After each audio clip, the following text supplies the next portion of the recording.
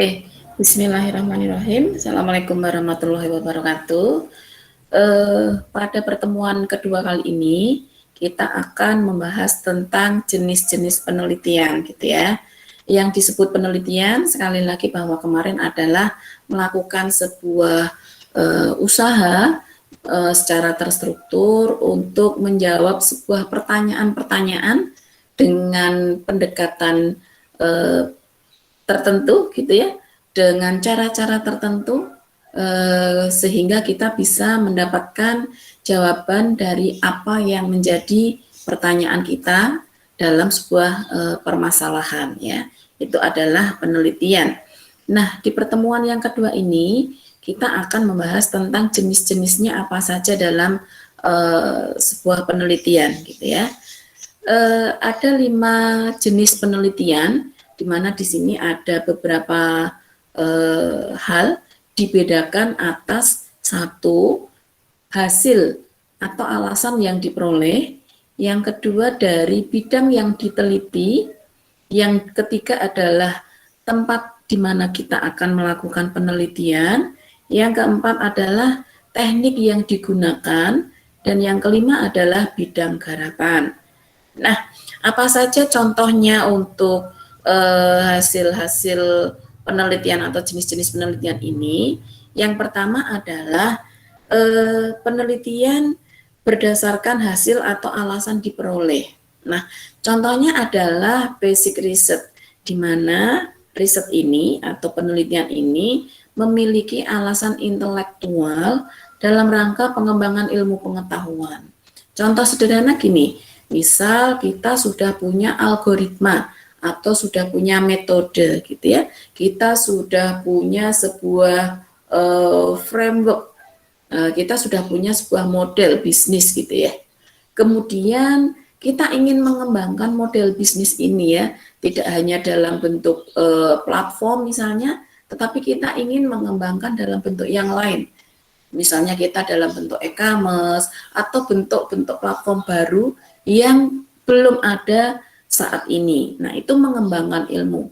Contoh ketika kita sudah punya algoritma, namanya misalnya regresi linier, tetapi kita ingin mengembangkan tidak hanya untuk regresi linier sederhana, misalnya lebih dari 10 variabel atau lebih dari 20 variabel. Nah, ini adalah sebuah contoh untuk mengembangkan ilmu pengetahuan.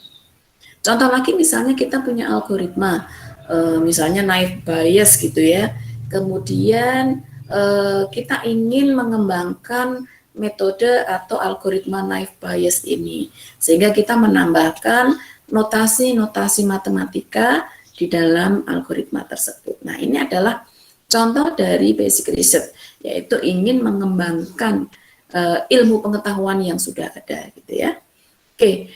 Kemudian setiap penelitian bertujuan untuk meningkatkan pengetahuan ilmiah ya. Artinya bahwa kita ingin upgrade dari pengetahuan yang sudah ada sehingga bisa mengembangkan yang sudah ada itu gitu ya. Atau untuk menemukan bidang penelitian baru tanpa suatu tujuan praktis tertentu. Misal kalau bidang pertanian kita ingin menciptakan satu varietas unggul padi misalnya ya. Kalau kemarin kita sudah punya varietas padi misalnya dalam satu petak sawah, kita bisa panen bisa sampai 1 hektar, kita bisa panen sampai misalnya 10 ton gitu ya, atau bahkan 20 ton. Nah, kita ingin mengembangkan penelitian baru, mengembangkan varietas baru padi tersebut hingga kita bisa mendapatkan hasil dalam 1 hektar lebih dari 20 ton misalnya.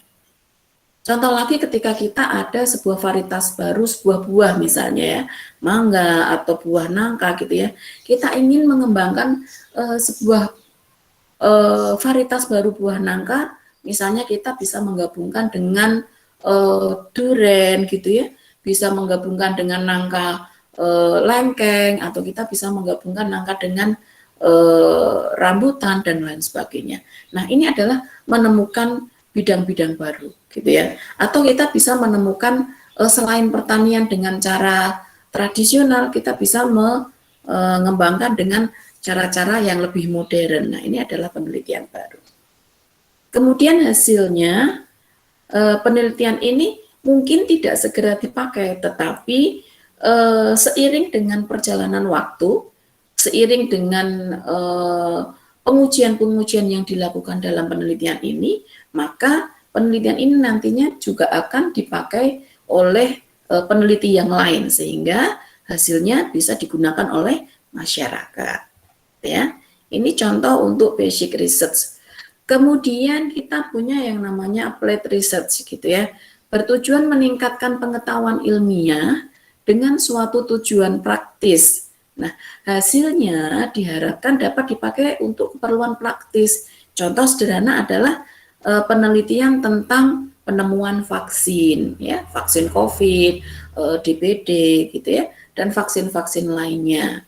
Kemudian misalnya kita menciptakan atau meneliti tentang penemuan alat tes baru untuk penyakit tertentu, misalnya ya, misalnya untuk melakukan penelitian menciptakan sebuah alat untuk pendeteksian positif COVID dan lain sebagainya. Nah, ini applied research gitu ya. Kepentingannya apa? Yaitu untuk menemukan penemuan baru yang berkenaan dengan aplikasi dan sesuatu konsep teoritis tertentu gitu ya. Jadi kita ada sebuah konsep, ada sebuah teori, sehingga dari teori itu kita implementasikan menjadi sebuah penemuan. Nah, ini applied research gitu ya. Oke, kemudian untuk penelitian berdasar bidang yang diteliti. Ada dua hal ya. Di sini penelitian sosial. Nah, ini untuk teman-teman yang di bidang kewirausahaan, manajemen, akuntansi, dan bidang-bidang lainnya, social science, dan lainnya. Nah, ini adalah penelitian di bidang sosial. Yang kedua adalah penelitian di bidang eksakta, ya, matematis, fisik, gitu ya, fisika, dan ilmu-ilmu eksak lainnya. Nah, seiring dengan perkembangan zaman, bahwa kedua penelitian ini saat ini sudah sangat berkolaborasi. Kenapa? Karena satu keilmuan dengan keilmuan yang lain ini memberikan hubungan yang sangat signifikan untuk menemukan sesuatu hal yang baru yang bisa diimplementasikan untuk masyarakat gitu ya. Nah, ini contoh sederhana adalah ketika bidang teknologi kemudian berkolaborasi dengan bidang-bidang sosial lainnya gitu ya. Misalnya kita menemukan algoritma baru untuk mendeteksi kepadatan penduduk, kemudian kita menemukan sebuah algoritma baru untuk melakukan pendeteksian penyakit dan lain sebagainya. Nah, ini adalah kolaborasi di bidang penelitian. Kemudian berdasarkan tempat penelitian kita punya 3, di mana yang pertama adalah field research, yang kedua ada library research gitu ya, yang keempat adalah laboratory research. Artinya adalah ketika kita field research kita bisa mengambil data-data atau kita bisa melakukan riset di lapangan gitu ya. Kalau kita seandainya masuk ke library research berarti kita melakukan penelitian di perpustakaan dengan model literatur review, kemudian dengan browsing gitu ya. Kemudian kita mengacu pada referensi-referensi yang ada di perpustakaan. Nah, ini library research.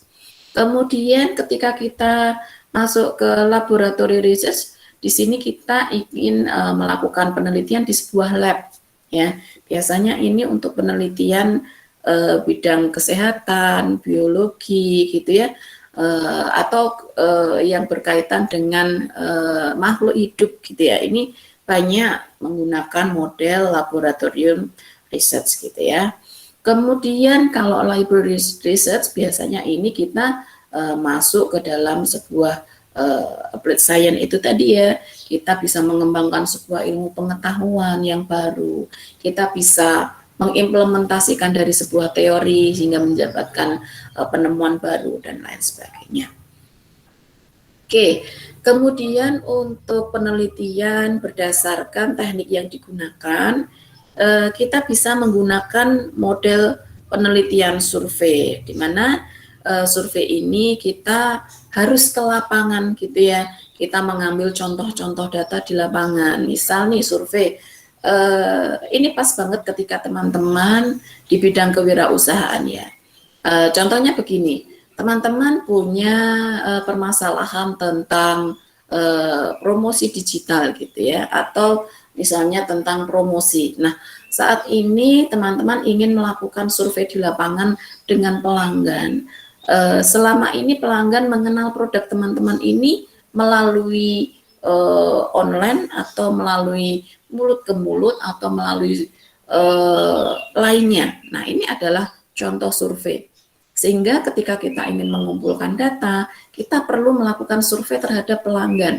Nah, bagaimana caranya untuk melakukan survei pelanggan? Kita membangun sebuah pertanyaan gitu ya. Kemudian kita tanyakan ke pelanggan. Kalau seandainya memang pelanggan kita adalah dari sosial media, berarti kita membangun sebuah kuesioner atau pertanyaan sehingga bagaimana caranya kita ada sebuah jawaban konkret dari hasil survei ini. Oke. Kemudian yang kedua adalah penelitian eksperimental. Artinya apa? Contoh misalnya kita punya hipotesa bahwa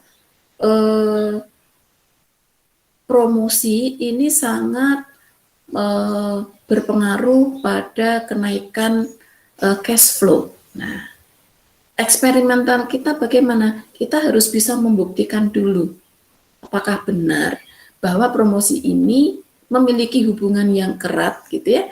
Apakah benar bahwa promosi ini sangat mempengaruhi pendapatan kita gitu. Nah, maka kita harus melakukan sebuah survei di lapangan, kemudian kita tunjukkan ya, kita eksperimenkan di situ, kemudian hasilnya apakah ada relasi atau tidak, nilai signifikannya berapa. Nah, ini akan baru terbukti ketika kita melakukan eksperimen dahulu gitu ya. Sehingga analisisnya bisa dilakukan setelah melakukan eksperimental. Nah, ini adalah penelitian eksperimental.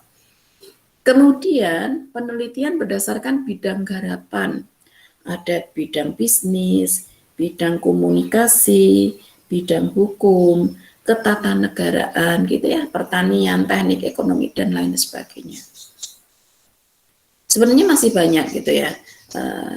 Contoh 7 ini secara garis besar beberapa sudah masuk di sini, tetapi jika memang belum ada, maka bisa dimungkinkan masuk di sini gitu ya.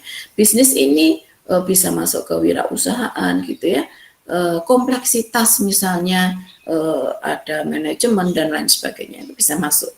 Kemudian komunikasi contohnya tentang jurnalistik gitu ya, tentang hubungan internasional dan lain sebagainya. Hukum sudah jelas, tata negara jelas, teknik sudah jelas gitu ya. Oke.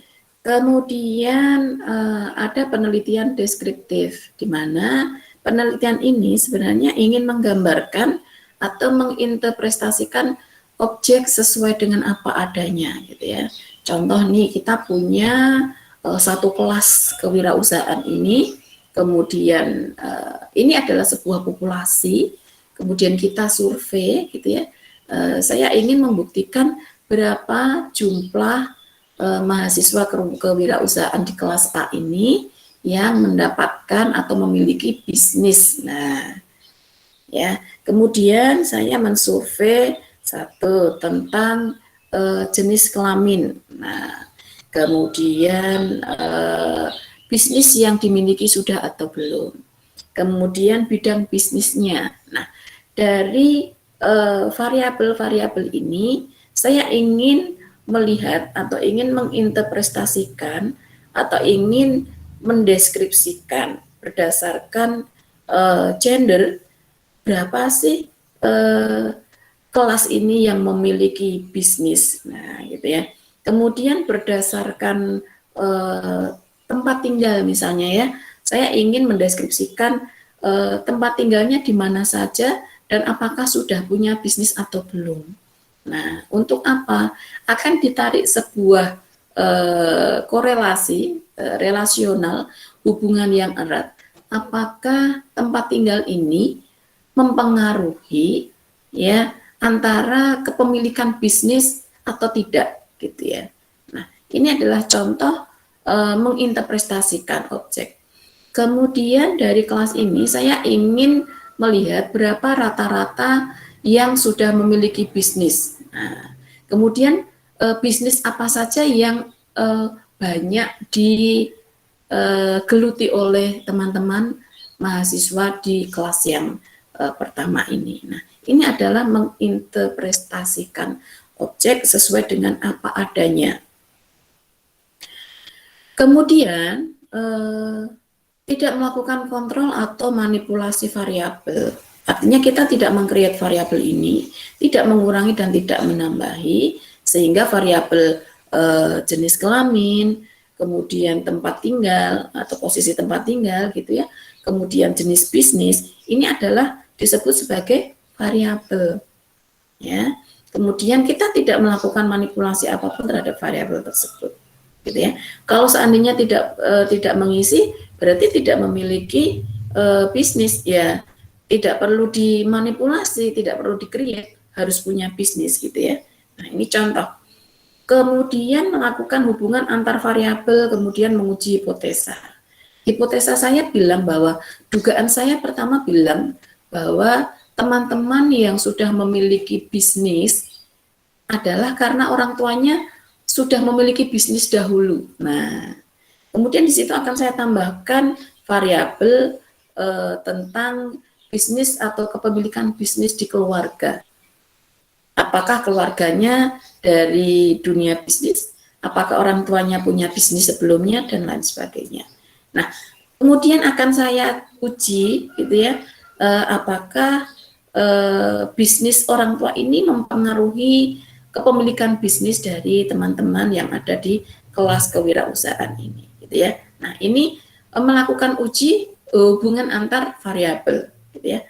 Nah, kemudian mengembangkan generalisasi dan mengembangkan teori yang memiliki validitas universal, ya, sehingga hipotesa yang dugaan saya semula ini akan memberikan jawaban, ya, akan diberikan jawaban apakah antar variabel ini memiliki hubungan yang sangat erat, gitu ya.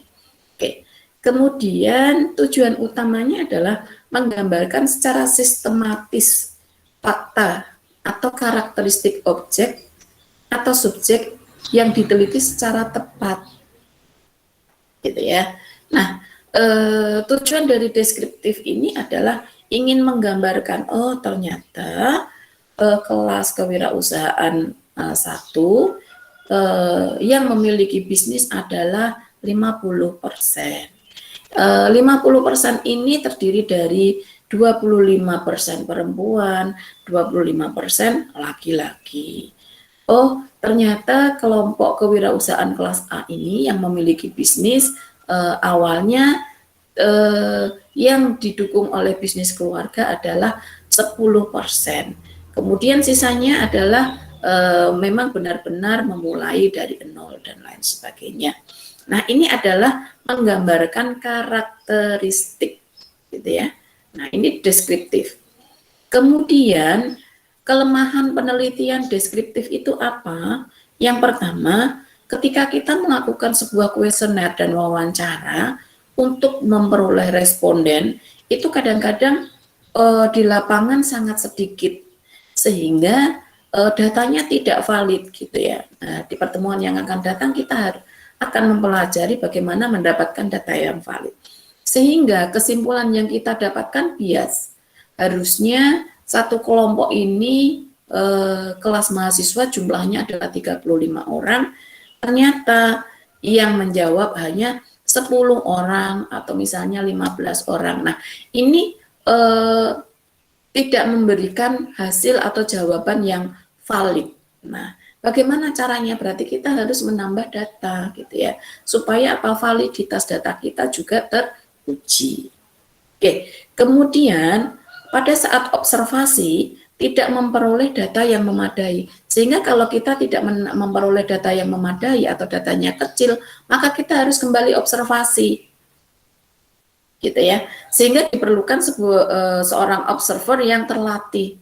Artinya apa? Ketika kita memiliki kuesioner, pertanyaan, maka kita harus bisa mengarahkan responden ya untuk benar-benar mengisi dengan baik, dengan sesuai gitu ya. Nah, kemudian kita membuat checklist hingga memperoleh data yang objektif dan reliabilitas. Artinya apa? Reliable. Jika sudah reliable, maka data tersebut dianggap valid, gitu ya. Oke, kemudian memerlukan permasalahan yang harus diidentifikasi dan dirumuskan secara jelas. Agar apa? Pada saat di lapangan, peneliti tidak mengalami kesulitan untuk menjaring data.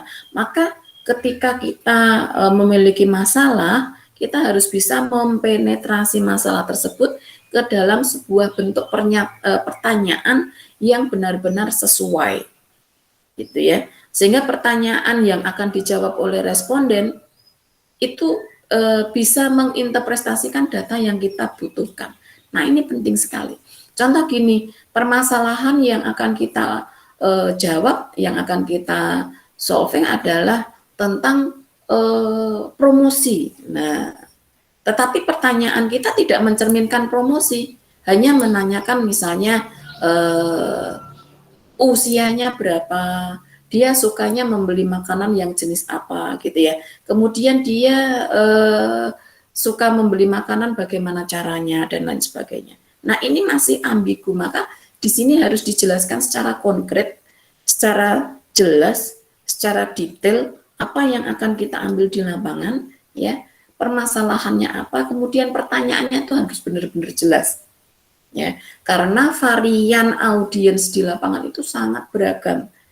Ada yang pemahamannya menjawab pertanyaan itu baik, ada yang pemahamannya kurang. Sehingga kita benar-benar harus memberikan pertanyaan yang jelas, tidak berliku ya, tidak ambigu. Sehingga audiens atau orang yang kita tanya itu bisa menjawab dengan baik. Gitu ya. Oke, kemudian langkah-langkah melaksanakan penelitian deskriptif.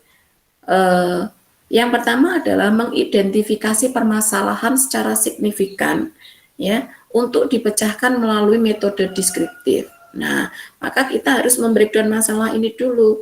Kita kerucutkan masalah kita, gitu ya. Kenapa kok harus ada pertanyaan seperti ini? Sehingga hasil dari jawaban ini bisa merepresentasikan data yang kita ingin jaring, gitu ya. Baik, kemudian membatasi dan merumuskan permasalahan secara jelas. Jadi tidak perlu kemana-mana kalau memang pertanyaannya hanya butuh 2, ya sudah hanya dituliskan 2, gitu ya. Oke. Kemudian yang ketiga adalah menentukan tujuan dan manfaat penelitian. Sehingga kalau kita punya tujuan yang jelas gitu ya, kita bisa mengerjakan penelitian ini dengan clearly gitu ya, dengan jelas pula, sehingga kita tidak muter-muter, kita tidak berputar-putar tentang apa yang ingin kita capai. Contoh, kita hanya ingin, tujuannya ingin melihat korelasi antara rasa ya produk kita gitu ya, dari makanan kita ini rasanya bagaimana sehingga pelanggan ini puas atau tidak, merasa enak atau tidak. Nah, ini adalah tujuan kita ingin mencapai sebuah relasi atau korelasi dari rasa dengan kepuasan pelanggan. Nah, manfaatnya apa? Untuk mengetahui ya, untuk mengetahui kepuasan pelanggan terhadap rasa yang disajikan oleh restoran kita, misalnya. Mengetahui hubungan antara rasa dengan kepuasan pelanggan. Nah, ini tujuan dan manfaat. Kemudian, melakukan studi pustaka yang berkaitan dengan permasalahan. Kita misal membaca-baca tentang kepuasan pelanggan. Kita baca paper, kita baca jurnal gitu ya, baca penelitian yang terdahulu yang sudah pernah dilakukan orang tentang korelasi gitu ya, tentang relasi, kemudian tentang kepuasan pelanggan, tentang rasa dan lain sebagainya. Nah, ini studi pustaka. Kemudian menentukan kerangka berpikir, pertanyaan penelitian, dan hipotesa. Kerangka berpikir itu begini, misalnya kita punya alur ini ya, pertama saya harus mencari data. Itu kerangka berpikir. Jadi kita membuat sebuah roadmap, kita membuat sebuah strukturisasi bagaimana melakukan penelitian. Pertama, ada masalah, kemudian masalahnya apa, bagaimana kita bisa memecahkan masalah, kemudian bagaimana kita mencari data, kemudian tool yang untuk analisis data itu apa, kemudian analisis dan hasilnya seperti apa. Nah, ini adalah sebuah kerangka berpikir. Ya. Satu rangkaian sebuah kerangka bagaimana kita bisa melakukan sebuah penelitian. Hipotesa sementara kita berasumsi bahwa selama ini rasa itu tidak ada hubungannya dengan kepuasan pelanggan. Kenapa? Itu terlihat ketika saya memasak kurang gula, kurang micin, tetapi tetap laris aja gitu ya. Nah, ini adalah hipotesa sementara. Berarti rasa saya berubah-ubah pun pelanggan ini tetap puas. Nah, ini adalah sebuah hipotesa. Maka pertanyaan penelitiannya apa? Apakah ada hubungan rasa dengan kepuasan pelanggan? Nah, ini ya, ini adalah pertanyaan penelitian. Hipotesa kita adalah bahwa rasa ini tidak ada hubungan dengan kepuasan pelanggan. Nah, ini contoh. Kemudian mendesain metode penelitian, gitu ya, dari populasi, sampelnya, teknik samplingnya, instrumennya, kemudian bagaimana menganalisis datanya. Nah, yang disebut populasi apa? Semua, ya, semua sekelompok, ya, orang atau objek yang nantinya bisa digunakan untuk mengambil sampel, itu populasi. Misal kelas kewirausahaan 1 angkatan 2019 ini populasi. Populasinya apa? Kelas. Sampelnya apa? Kita mengambil misalnya 50% atau 30% sampel dari populasi ini. Berarti kita hanya mengambil 50% dari anggota kelas. Ya, berarti kalau jumlah anggota kelas di dalamnya ini ada 50 orang, berarti sampling kita kalau hanya mengambil 30%, berarti 30% kali 50. Kalau 50% berarti 50% kali 50, berarti 25 orang sampelnya. Nah, ini sampel. Kemudian teknik sampling kita mau mengambil dengan cara apa? Acak atau random gitu ya. Berarti kita tidak melihat itu laki maupun perempuan gitu ya. Kita tidak melihat usia, kita tidak melihat latar belakang keluarga, pendidikan dan lain-lain. Yang penting kita mengambil 50%. Nah, ini random gitu ya. Nah, pertemuan yang akan datang kita akan membahas tentang teknik sampling. Kemudian instrumen. Instrumen ini adalah alat yang digunakan untuk meneliti. Alat yang digunakan untuk meneliti. Kembali lagi bahwa kalau kita eksperimental, maka instrumen kita yang digunakan adalah sebuah kuesioner. Instrumen kita adalah pertanyaan. Nah, kita harus bisa membangun instrumen, kita harus bisa membangun pertanyaan, sehingga kita bisa membatasi dan merumuskan permasalahan dengan jelas. Kalau instrumennya jelas, maka tujuan dan manfaatnya akan tercapai. Gitu ya. Nah, teman-teman nanti harus belajar bagaimana membuat instrumen, membuat pertanyaan yang nantinya akan digunakan untuk observasi lapangan. Nah, analisis datanya dengan cara yang apa? Kita bisa melakukan analisis dengan kuantitatif, contohnya adalah deskriptif ini, atau kualitatif gitu ya, dengan mengolah pertanyaan-pertanyaan itu. Kemudian kita memberikan pertanyaan dengan kategori, misalnya setuju, tidak setuju, seperti yang kemarin ya, di pertemuan kita yang kemarin. Nah, kemudian dinotasikan ke dalam bentuk yang bisa dihitung gitu ya, misalnya laki-laki 1, perempuan 2, dan lain sebagainya. Menotasikan, memberi simbol gitu ya, memberikan simbol. Nah, kemudian kita mengumpulkan, mengorganisasi, dan menganalisis data dengan teknik statistik yang relevan.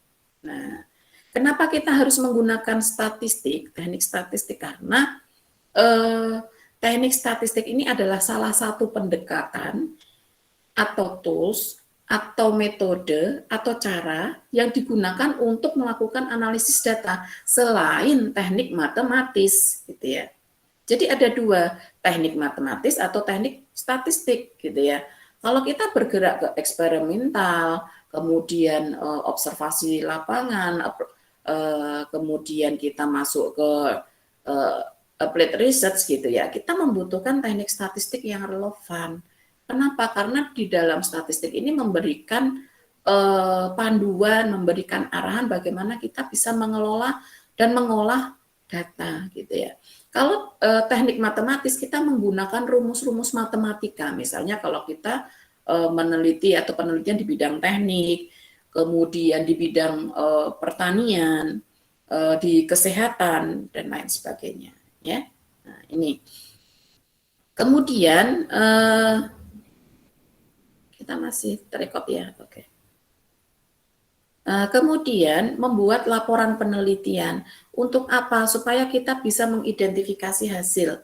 Langkah kita jelas, semuanya kita bukukan, semuanya kita dokumentasikan. Sehingga nantinya penelitian ini bisa dibaca, bisa dipublikasi, sehingga akan mengedukasi orang lain yang akan melakukan penelitian yang sama dengan kita. Nah, ini adalah fungsi membuat laporan penelitian, gitu ya. Kemudian ada macam-macam penelitian deskriptif yang lain. Misalnya laporan diri atau self-report gitu ya. Ada studi perkembangan, ada studi kelanjutan atau follow-up studi, ada studi sosiometrik gitu ya. Di mana self-report ini biasanya informasinya ini adalah orang yang meneliti, ya juga orang yang bertindak sebagai salah satu di dalamnya gitu ya. Misal nih, kita mengunjungi atau melihat kegiatan dalam sebuah penelitian, dalam sebuah kegiatan yang konkret gitu ya. Misal kita ingin observasi ikut di dalam sebuah lab. Nah, kenapa? Karena kita ingin mendapatkan informasi sesuai dengan permasalahan dan tujuan yang diteliti. Maka kita harus ikut berbaur gitu ya.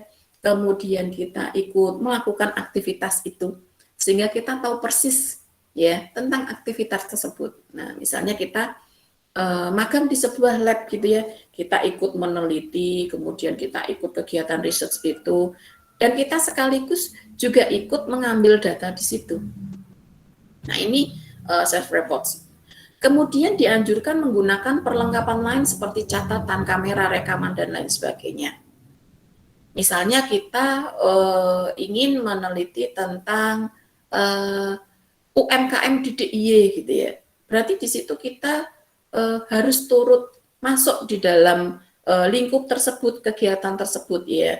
Apakah benar bahwa misalnya UMKM di DIY saat ini sedang mengalami penurunan penjualan. Kita sendiri memiliki UMKM gitu. Tetapi kita juga melakukan observasi di lapangan. Apakah benar sih kita sekarang sedang mengalami drop list penjualan gitu ya. Nah, maka di lapangan kita juga memerlukan sebuah catatan ya, kamera atau rekaman. Apakah ini pasti harus digunakan?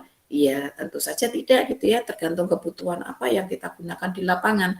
Kalau kita memang butuh rekaman ya kita pakai, kalau enggak ya kita enggak perlu. Rekaman ini tidak berarti kita harus voice note gitu ya, tapi bisa berupa screenshot atau berupa gambar gitu ya, capture dan lain sebagainya. Nah, kemudian penggunaan observasi dan wawancara ini harus simultan, artinya apa? Harus real, harus sesuai dengan masalah, harus konkret gitu ya, tidak mengada-ada gitu. Sehingga data yang diperoleh ini maksimal gitu. Ini sangat tidak menyenangkan ketika kita sudah mendapatkan data gitu ya, kita sudah mengambil data, kita sudah mengumpulkan hasil responden, tetapi ternyata misal variabel yang kita butuhkan kurang. Nah, ini kan sangat tidak simultan, sehingga apa? Kita harus kembali ke lapangan. Nah, kalau kasusnya seperti ini, maka yang terjadi adalah waktu untuk meneliti kita jadi berkurang gitu ya. 2 kali kerja, harusnya masa untuk pengambilan data atau masa untuk pengumpulan data ini sudah selesai, tetapi harus kita lakukan lagi. Nah, ini kan akan membuang waktu. Maka ketika melakukan observasi dan wawancara ini diusahakan bagaimana caranya data yang kita ambil ini benar-benar maksimal dan tidak istilahnya memindon gaweni gitu ya, sehingga kita harus datang ke lapangan lagi, kita harus kembali ke lapangan lagi gitu ya. Nih, contohnya adalah studi kelembagaan, sistem pembiayaan UMKM dan lain sebagainya. Oke. Kemudian yang kedua ada developmental study atau studi perkembangan. Nah, studi ini dilakukan di bidang pendidikan, psikologi gitu ya, yang berkaitan dengan tingkah laku individu kelompok. Nah, kemudian peneliti tertarik dengan variabel yang utamanya membedakan antara tingkat umur, pertumbuhan, kedewasaan subjek yang diteliti. Contohnya gini, kita ingin melihat reaksi sebuah obat gitu ya, atau kita memberikan beasiswa terhadap usia SD, SMP, SMA atau perguruan tinggi. Nah, kemudian kita melihat secara simultan data-data atau pertumbuhan di lapangan ketika kita memberikan beasiswa untuk anak SD, anak SMP, anak SMA dan kuliah. Kira-kira ini bagaimana secara fisik reaksinya terhadap pendidikan gitu ya.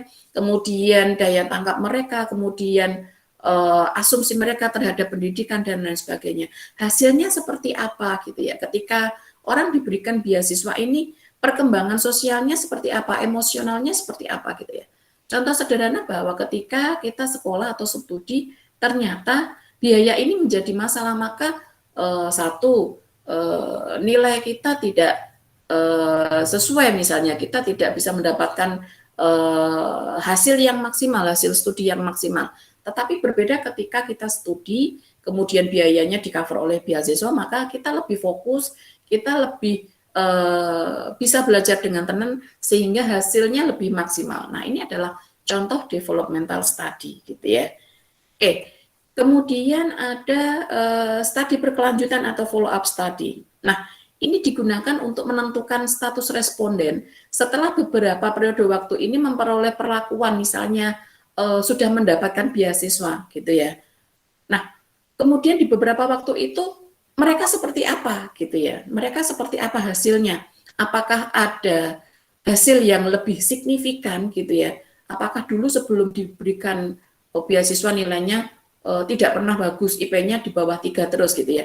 Setelah kita berikan beasiswa, ternyata IP-nya naik menjadi 3,5 terus, bahkan 4. Nah, ini melakukan sebuah follow up study ya, dari apa yang sudah dilakukan, kemudian dievaluasi hasilnya gitu ya. Oke, kemudian ada sociometric study, di mana sociometric ini adalah analisis hubungan antar pribadi dalam suatu kelompok gitu ya. Apakah ada hubungan antara si kelompok A dengan kelompok B gitu ya. Nah, ini contohnya menanyakan siapa yang paling disuka dalam bekerja sama dalam satu kelompok. Nah, misalnya gitu. Kemudian status seseorang dengan misalnya gaya kepemimpinan gitu ya. Antara orang yang sudah menikah dengan orang yang belum menikah, bagaimana gaya kepemimpinannya. Nah, ini adalah untuk sociometric study.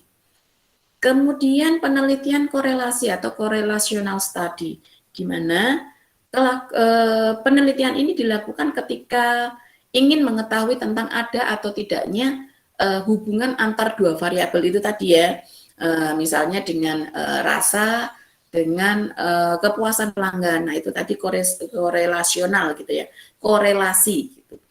Kemudian dalam penelitian ini sudah dijelaskan tadi bahwa kita tidak bisa melakukan manipulasi variabel gitu ya. Karena ya variabel kita yang mau kita studi adalah dua itu, maka kita juga tidak bisa mengurangkan salah satunya. Karena yang namanya hubungan itu harus ada dua variabel minimal atau lebih, baru kita bisa melakukan hubungan. Kalau satu berarti kan tidak ada hubungan gitu ya. Kecuali itu namanya forecasting. Kita ingin melihat forecast-nya ke depan kira-kira berapa. Nah itu sebuah prediksi ya, prediksi atau forecasting gitu. Oke. Kemudian karakteristik penelitian korelasi. Yang pertama, ini sangat tepat jika variabelnya itu kompleks dan peneliti tidak mungkin melakukan manipulasi. Nah, manipulasi apa? Ketika kita ada data yang miss atau nol, maka kita tidak perlu melakukan mengada-adakan data itu gitu ya. Nah, dalam sebuah penelitian ya, dalam lingkup data processing gitu ya, atau data cleansing gitu ya, ketika kita melakukan sebuah proses data, maka data yang nol ini harus kita buang, data yang nol ini harus kita bersihkan gitu ya, sehingga data yang kosong ini tidak akan mempengaruhi nilai validitas data yang lainnya. Nah, ketika kita masuk dalam penelitian sebuah big data, kemudian datanya banyak, maka data ini harus kita cleansing dulu gitu ya. Misalnya kita punya responden karena kita perusahaan e-commerce gitu ya, misalnya kita punya perusahaan online food gitu ya, kemudian kita masukkan ke e-commerce, ada 5 e-commerce yang kita masuki, kemudian transaksi kita itu bisa sampai sehari 1.000 orang gitu ya, kemudian kita survei 1.000 orang selama 10 hari, berarti kita punya 10.000 orang gitu ya yang kita survei. Nah ini adalah masuk dalam ranah big data. Maka ketika kita sudah ada hasil observasinya, harus ada datanya gitu ya. Data yang kosong ini harus kita cleansing. Ya, ini adalah proses pre-processing data. Sehingga apa? Data yang kosong ini nantinya tidak mengganggu data-data yang valid. Sehingga hasil akurasi yang ingin kita capai itu bisa tercapai dengan baik gitu ya.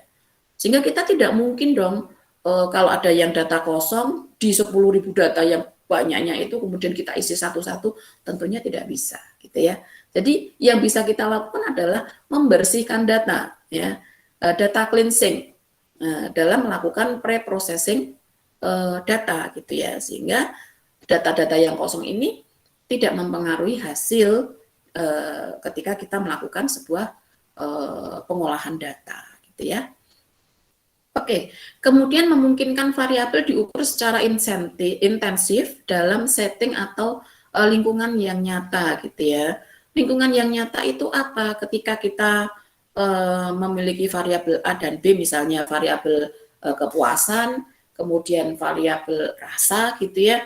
Nah, variabel ini memang nyata adanya gitu ya, sehingga pelanggan tidak bingung ketika harus mengisi kuesioner gitu ya, ini yang ditanyakan makanan yang mana gitu ya, ini kan dia tidak menjual makanan, tidak menjual minuman, kenapa harus yang ditanyakan yang seperti ini gitu ya.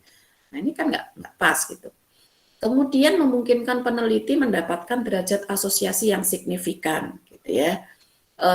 Nilai signifikan ini selama ketika kita melakukan penelitian itu adalah 100 gitu ya. Berarti kalau kita menggunakan nilai signifikan 100 berarti data kita tidak ada yang error dong, itu kan tidak mungkin. Jadi data yang error itu pasti ada meskipun besarannya adalah 0,0000 sekian satu gitu ya misalnya. Nah ini berarti bahwa derajat asosiasi signifikan ini harus bisa dicapai. Dengan apa caranya? Dengan menentukan nilai signifikan dan menentukan nilai alfa. Nilai signifikannya misalnya, nilai alfanya atau nilai errornya kita anggap bahwa nantinya kita ingin mendekati signifikannya adalah 100 gitu ya. Kita pakainya 99 misalnya. 99%. Berarti alfanya adalah 1% atau 0,1 gitu ya. Nah, ini memungkinkan untuk mendapatkan derajat asosiasi yang signifikan. Oke. Ini adalah contoh penelitian korelasional, nah, hubungan antara motivasi internal, strategi belajar, dan lain sebagainya ya. Kemudian alasan dilakukan penelitian korelasi. Ada kebutuhan informasi bahwa hubungan antar variabel ini di mana memiliki hubungan yang bisa dicapai gitu ya. ada hubungan atau tidak. Intinya kan gitu. Kita ingin meneliti itu. Kalau ada hubungan berarti nilai signifikannya adalah kurang dari 0,05 atau kurang dari 0,01, kurang dari nilai alfa. Nah, ini berarti dia memiliki hubungan. Kalau tidak berarti dia lebih besar dari nilai alfa dan sebagainya. Kemudian jika variabel yang muncul secara kompleks dan peneliti ini tidak dapat melakukan kontrol atau manipulasi variabel. Nah, gitu ya. Jadi tidak mengada-ada gitu ya. Kemudian memungkinkan dilakukan pengukuran beberapa variabel dan hubungan yang ada dalam setting realistis itu tadi. Sudah jelas ya. Kemudian jika salah satu tujuan untuk mencapai formula prediksi, yaitu keadaan yang menunjukkan adanya asumsi hubungan. Jadi prediksi itu banyak jenisnya, memprediksi hubungan, memprediksi kelompok gitu ya, memprediksi korelasi gitu ya, memprediksi kategori, memprediksi grup dan lain sebagainya. Jadi prediksi itu banyak. Memprediksi angka itu yang disebut sebagai forecasting, memprediksi hubungan itu yang disebut sebagai korelasi, memprediksi hubungan yang simultan misalnya ya antar variabel A, B, C dengan nilai yang akan dicapai. Nah, itu adalah forecasting gitu ya. Oke. Kemudian kelebihan penelitian korelasi adalah berguna dalam mengatasi masalah yang berkaitan dalam pendidikan, ekonomi, sosial. Sebenarnya banyak ya, tidak hanya pendidikan, ekonomi, sosial. Di teknik juga ada yang ingin kita capai ketika kita ingin melakukan penelitian tentang korelasi gitu ya. Apakah penempatan algoritma ini sesuai dengan sebuah kasus gitu ya, itu bisa dilakukan. Nah, karena peneliti dimungkinkan mengukur beberapa variabel dan hubungannya sangat simultan gitu ya. Nah, ini sangat berguna sekali. Contoh yang sederhana adalah kita ingin melihat sebuah korelasi antara pemberian obat ya, misalnya penyakit kanker gitu ya. Kita punya obat gitu ya, obat produksi baru, kemudian kita ingin melihat korelasi seberapa kemampuan obat ini dengan penderita kanker, apakah pas atau tidak gitu ya. Dulu pernah contoh di sekitar kita, kalau teman-teman mungkin pernah mengisi survei misalnya, kita melihat kecocokan antara vermectin untuk obat COVID misalnya. Nah, ini adalah contoh gitu ya. Dimungkinkan beberapa variabel yang mempunyai kontribusi pada suatu variabel tertentu dapat diselidiki secara intensif gitu ya. Apakah antara A dan B ini memiliki hubungan gitu ya. Hubungan ini ditunjukkan dengan apa? Oh, ternyata ditunjukkan dengan kesembuhan atau ditunjukkan dengan perbaikan emosional dan lain sebagainya. Oke, kemudian selanjutnya adalah melakukan studi tingkah laku pada setting yang realistis ya. Tingkah laku itu tadi seperti self reporting itu tadi ya, atau studi berkelanjutan gitu. Kemudian dapat melakukan prediksi tanpa sampel yang besar. Nah, misalnya sampel kita hanya 10 orang dalam satu kelompok misalnya ya. Kita ingin melihat antara kesesuaian antar satu variabel dengan yang variabel lain. Apakah antara laki-laki dan perempuan misalnya ya, ketika dia belajar sendiri ini konsentrasi apakah bisa memberikan hubungan yang signifikan antar kelompok ini ya, yang laki-laki atau perempuan. Nah, ini adalah memprediksi sampel yang kecil gitu ya. Oke. Kemudian kelemahan penelitian korelasi adalah peneliti hanya mengidentifikasi apa yang terjadi dengan tanpa melakukan manipulasi dan mengontrol variabel. Nah, jadi hanya bisa mengidentifikasi penelitian korelasi ini, kita tidak bisa melakukan create data, sehingga kita tidak bisa mengontrol data yang masuk di dalam setiap variabel gitu ya. Kita hanya bisa memberikan batasan. Batasan contohnya apa? Misal setuju itu 1, sangat setuju 2 dan lain sebagainya. Tapi kita tidak bisa meng-create, kita tidak bisa turut mengisi. Kita ya misalnya kayak bilangan pecahan itu contohnya, misalnya kayak bilangan itu betul. Nah, kemudian penelitian kausal atau komparatif gitu ya, di mana ini merupakan sebab akibat gitu ya. Nah, kemudian diawali dengan mengidentifikasi pengaruh variabel satu terhadap variabel yang lainnya. Kemudian berusaha untuk mencari kemungkinan variabel penyebab. Nah, ini adalah yang biasanya contohnya ketika ada seorang anak tidak mengikuti TK langsung masuk SD. Nah, ini ketika dia akibatnya seperti apa kalau dia tidak sekolah dulu di TK. Nah, ini adalah penelitian kausal komparatif. Nah, baik teman-teman, dari sini dulu ada yang ingin ditanyakan, silahkan.